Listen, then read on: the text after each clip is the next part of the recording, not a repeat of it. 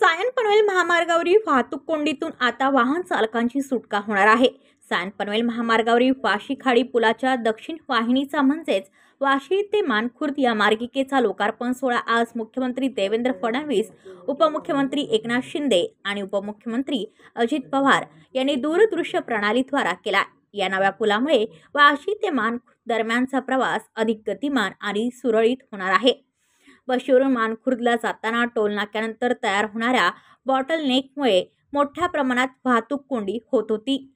आता नव्या पुलाच्या उद्घाटनामुळे वाहतूक कोंडींचा प्रश्न सुटणार असून प्रवास अधिक सुखकर होणार आहे।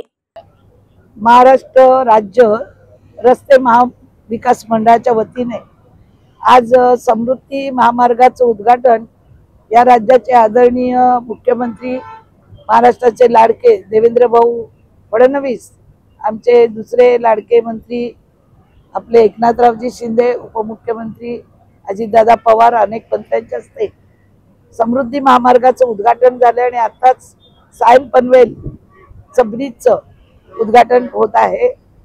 मला आनंद इतकाच आहे की या ब्रिजच्या साठी मी 2014 पासून विधानसभेत निवडून आल्यावर लक्षवेधी मांडली होती की अर्धा जो महाराष्ट्र आहे तो संपूर्ण या ब्रिज वरून रस्ते वाहतूक करत असतो। मग औषध असेल, दूध असतील, फळं असतील, भाज्या असतील। एक ब्रिज नादुरुस्त झाला होता, हा दुसरा ब्रिज होता, त्याला तिसरा पर्याय पाहिजे। तर 2014 पासून सतत मागणी होती। 2015ला समिती गठीत झाली। आमचे त्यावेळेचे मुख्यमंत्री देवेंद्र भाऊ फडणवीस त्यांनी त्यावेळी तो मंजूर केला प्रस्ताव लक्षवेधी, आणि त्यावेळी एकनाथरावजी शिंदे हे नगरविकास मंत्री होते।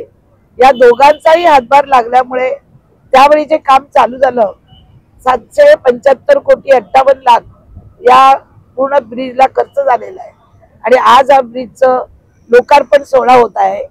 त्यामुळे इथे जी वाहतूक कोंडी होती ती वाहतूक कोंडी आता राहणार नाही।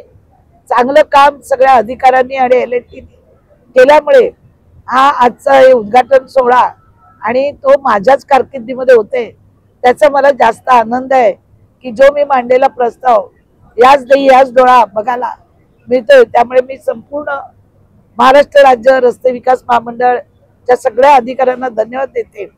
तसेच इथले पत्रकार आणि इलेक्ट्रॉनिक मीडिया त्यांनी वारंवार माझ्या या प्रस्तावाला सपोर्ट करून राज्यामध्ये जे प्राधान्य दिलं त्यांनाही मी मनापासून धन्यवाद देते। ब्युरो रिपोर्ट, नवी मुंबई, पनवेल वार्ता न्यूज।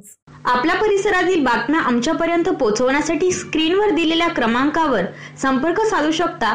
दूरध्वनी क्रमांक 8652414343।